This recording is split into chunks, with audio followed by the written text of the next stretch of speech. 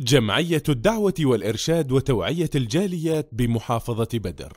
بسم الله والحمد لله والصلاة والسلام على رسول الله وعلى آله وأصحابه ومن تمسك بسنته إلى يوم الدين. Lahat ng tao ay nakakaranas ng pagsubok. Anumang pagsubok ang nararanasan ng isang tao, ito man ay maganda, at kung ito ay hindi maganda, at kung ito man ay pagkakamali o pagkakasala, nararapat lamang para sa kanya ng humingi ng kapatawaran sa Allah subhanahu wa ta'ala at magbalik loob sa kanya, dahil ang Allah subhanahu wa ta'ala ay patatawarin niya ang kanyang alipin kung sila ay hihingi ng kapatawaran sa kanya, maliban sa mga naghahayag ng mga kasalanan. Yan ay nabanggit sa hadis ng Propeta Muhammad sallallahu alaihi wasallam. Sinabi ng sugo ng Allah subhanahu wa ta'ala, kullu ummati mu'afa illal mujahirin.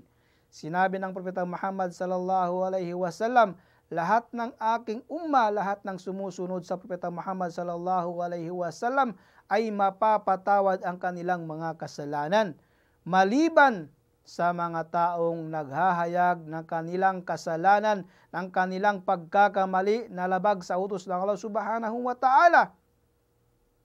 Halimbawa dito mga mahal na kapatid sa pananampalatayang Islam, ang isang taong nakagawa ng pagkakamali ng kasalanan sa gabi at kinabukasan ito ay hinahayag niya at isinasabi niya, ikinukwento niya sa iba.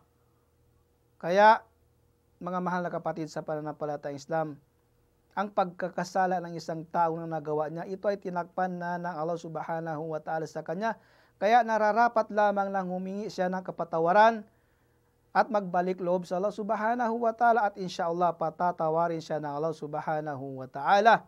At kung makagawa siya ng kasalanan, huwag niya itong ihayag at ipagmalaki, dahil ang kasalanan, ano mang sabihin natin, ito ay kasalanan na ipinagbabawal ng Allah subhanahu wa ta'ala.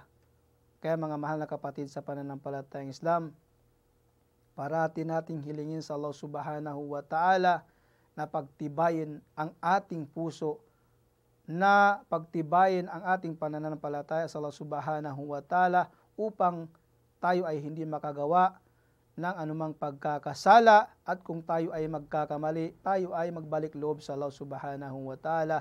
Wallahu a'lam bissawab.